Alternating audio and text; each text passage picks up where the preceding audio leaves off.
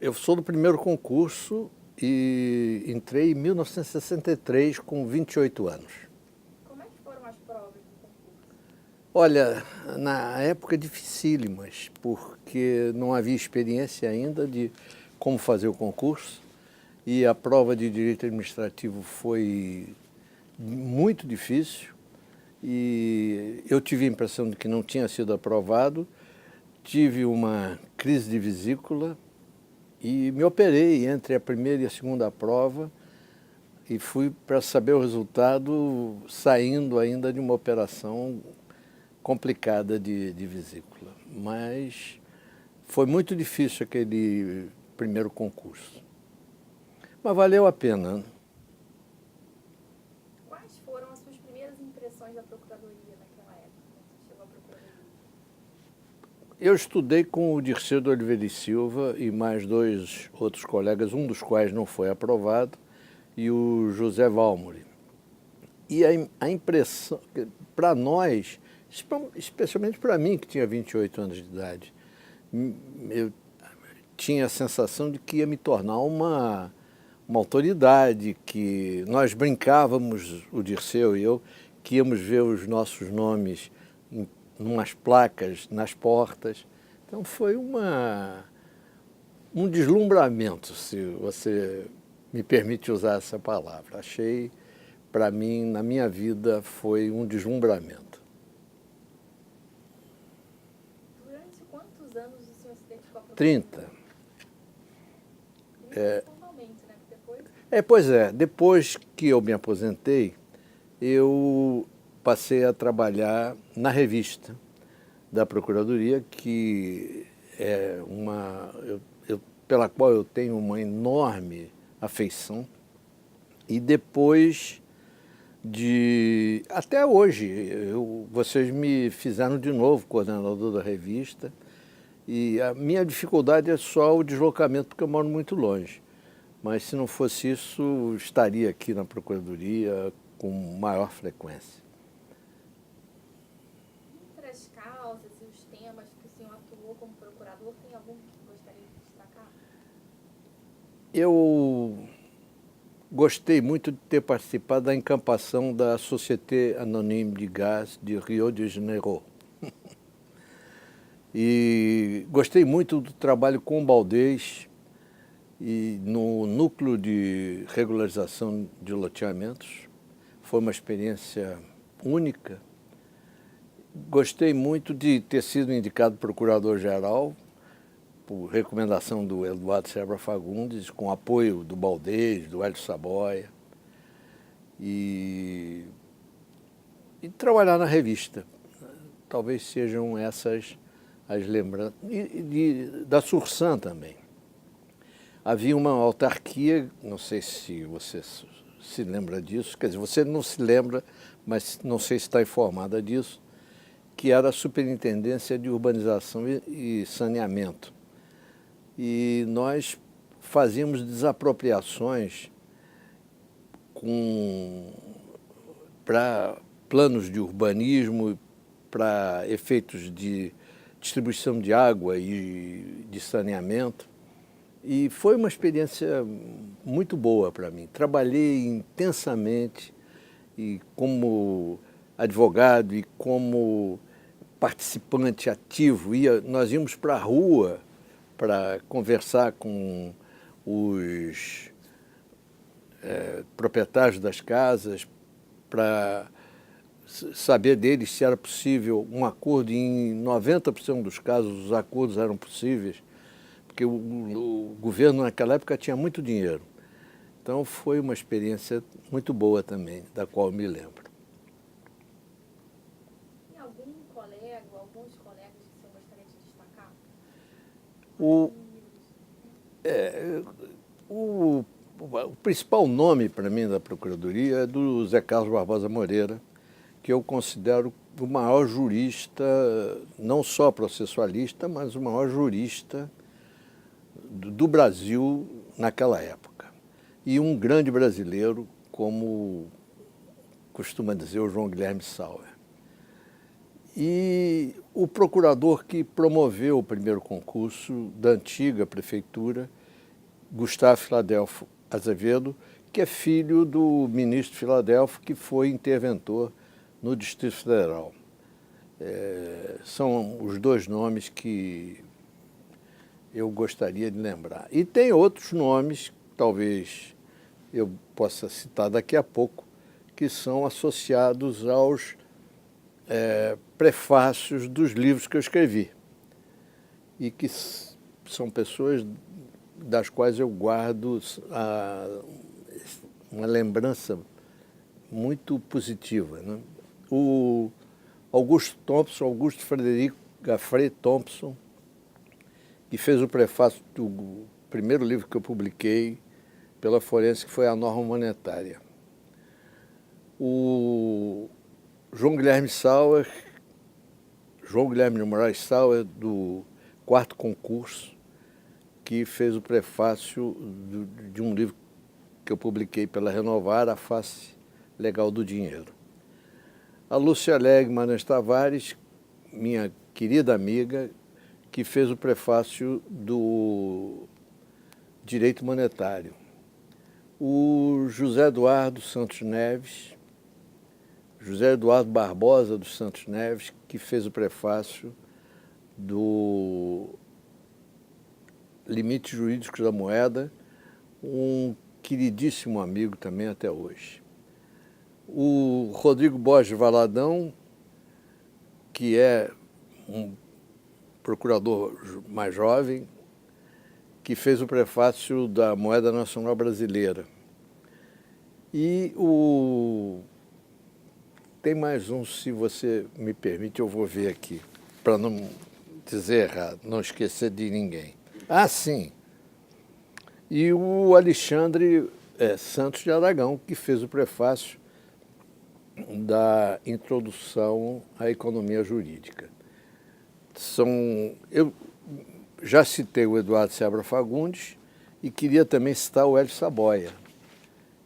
Muito ligado. O Hélio Saboia é um queridíssimo amigo também, como o Eduardo, querido amigo até hoje, e que foram pessoas que tiveram uma participação muito ativa na Ordem dos Advogados. O Eduardo foi presidente da Ordem Federal e o Hélio foi presidente da Ordem do Conselho Seccional do Estado do Rio.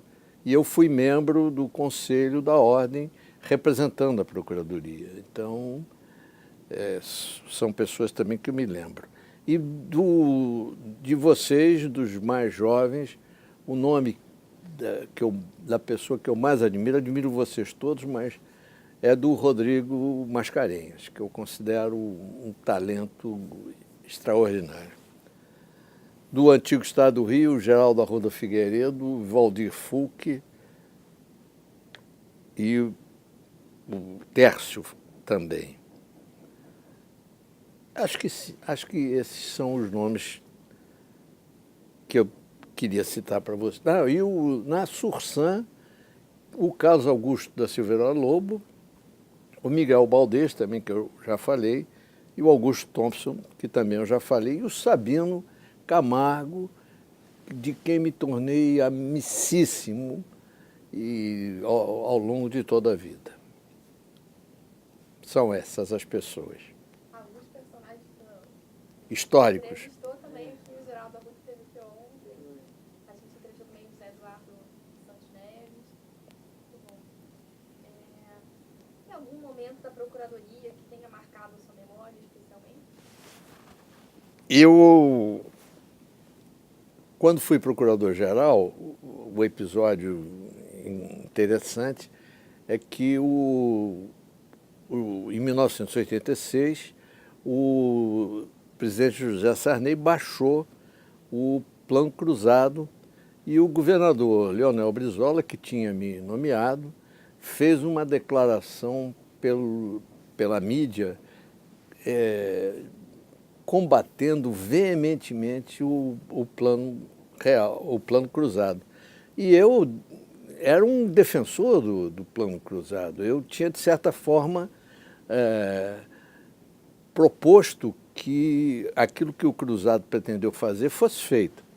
E então entrei numa certa contradição com o governador que tinha me nomeado, mas, por outro lado, o fato de ter havido a desindexação da economia me permitiu não usar a correção monetária nem por dever de ofício. Eu creio que esse fato, para mim, seria, sim, o mais significativo e que vale a pena ser lembrado. Como que o senhor tem algum episódio, desculpa, curioso que tenha... Pois é, eu creio que esse é o episódio curioso que eu poderia narrar dessa minha divergência com o Leonel Brizola em relação ao plano cruzado. Eu queria fazer uma pergunta sem entrar aqui, você me permite? Permito. É que, na verdade, me ocorreu que a gente podia falar um pouco sobre a revista. O que você acha?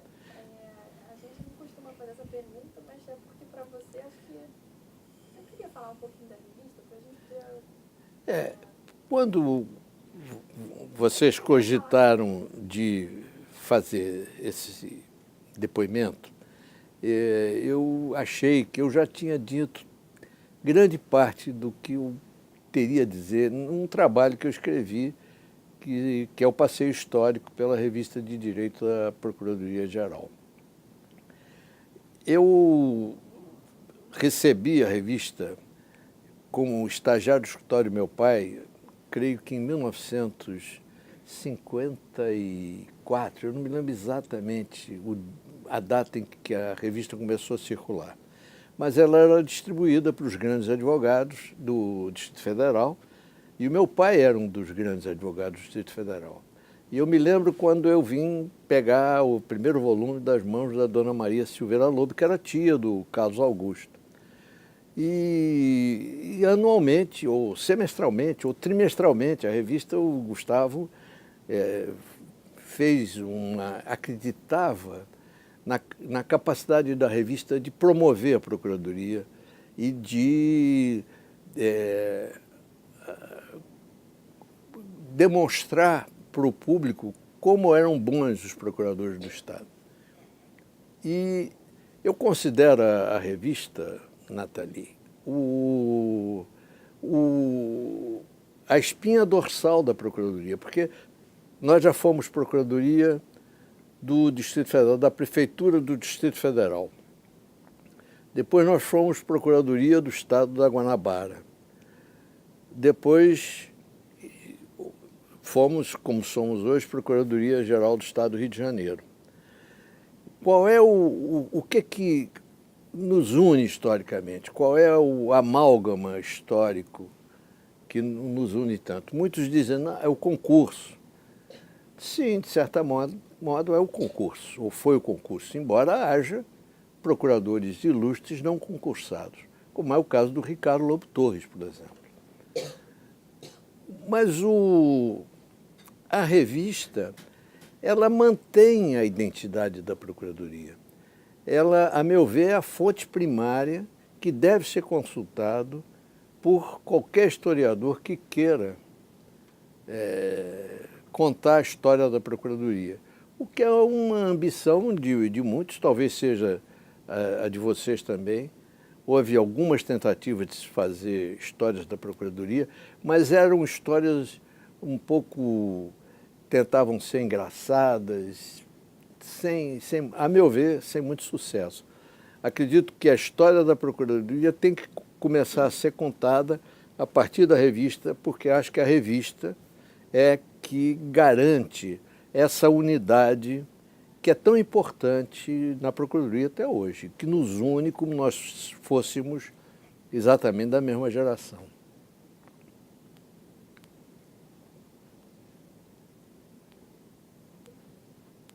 Como que o senhor descreveria o seu sentimento em relação a essa casa, a sua casa, a Procuradoria? Pois é.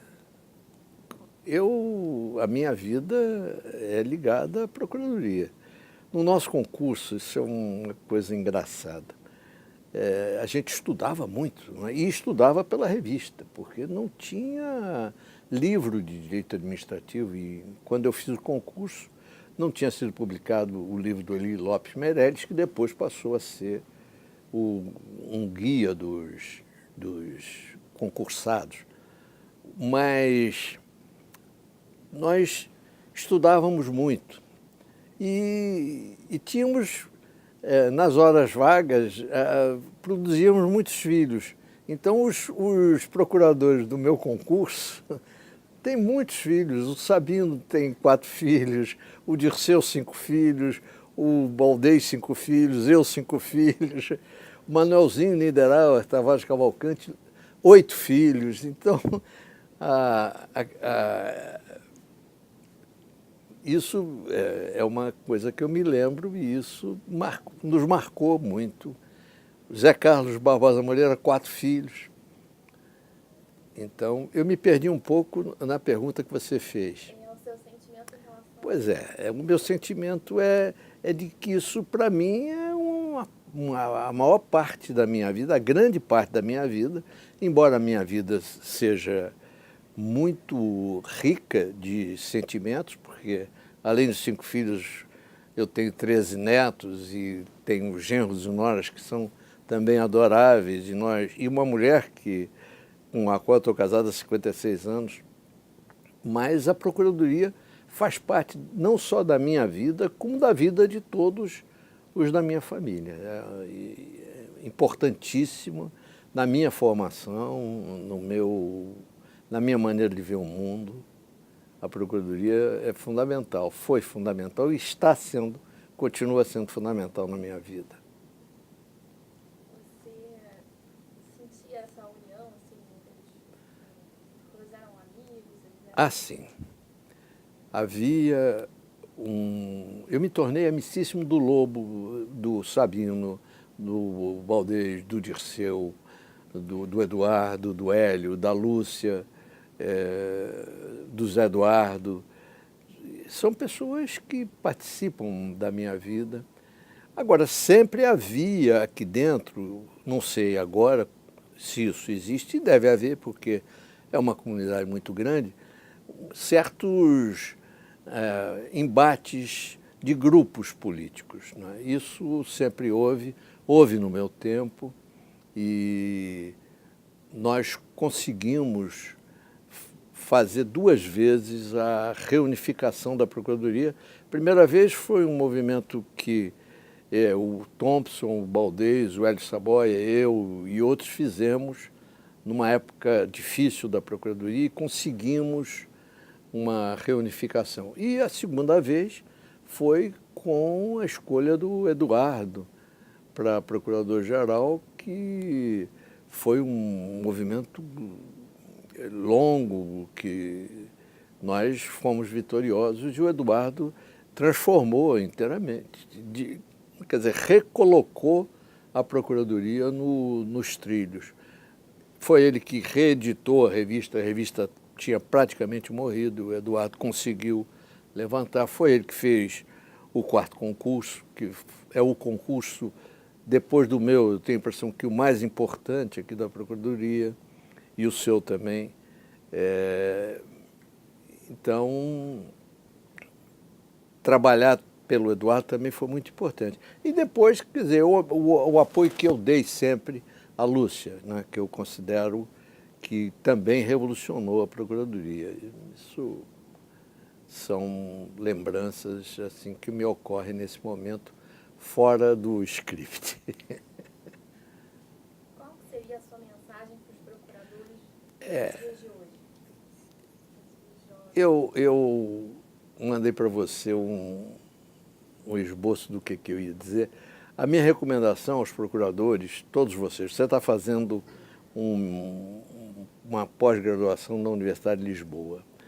A minha recomendação a todos vocês é que estudem Teoria Geral do Direito.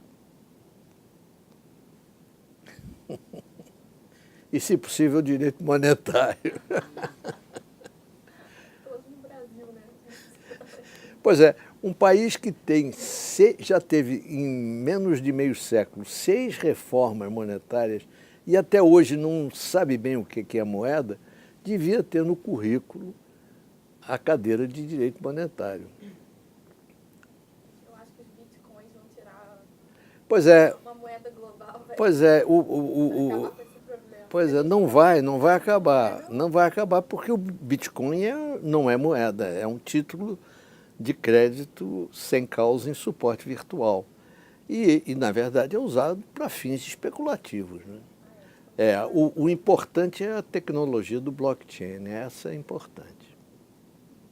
O Letácio é o nosso maior especialista, possivelmente do Brasil, né, Letácio? Eu acho que do Brasil. Pelo menos eu venho estudando isso.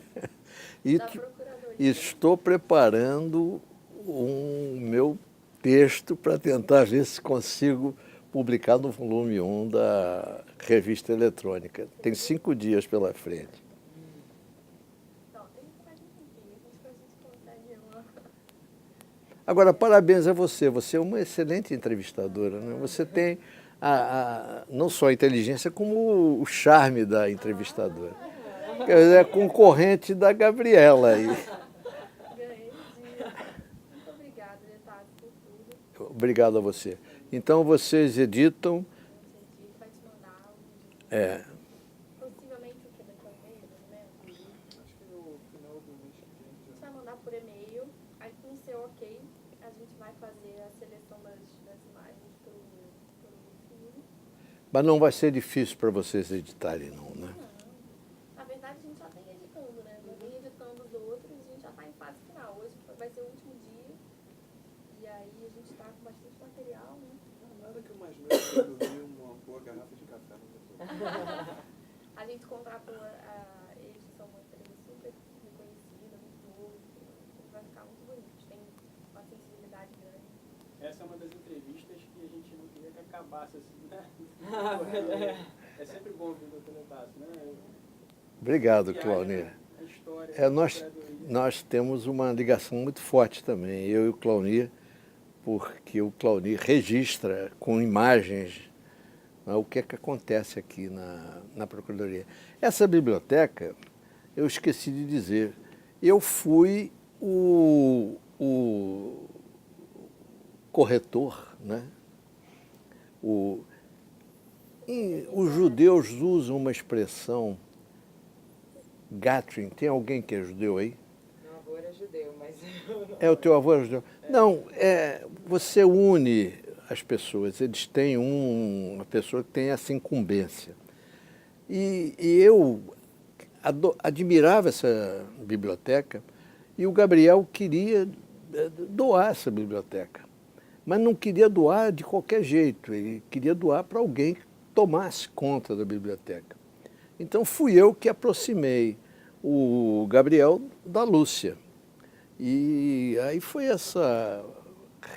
Isso é um momento da história da Guanabara incrível, porque o Otávio Tarquim de Souza e a Lúcia Miguel Pereira eram 2 intelectuais importantíssimos. Eles eram amigos de todos os grandes intelectuais, do Zé Olímpio, que era dono da livraria Zé Olímpio. Foi uma época fantástica. Quer dizer, então foi mais uma coisa que eu poderia acrescentar, e já depois de aposentado é que eu consegui fazer essa ligação. Acho que é Chatrin, Chatrin era um personagem judeu, né, que aproximava os homens das mulheres. Deve ter havido um Chatrin do teu avô entre o teu avô e a tua avó. Obrigado a vocês, a todos, muito prazer.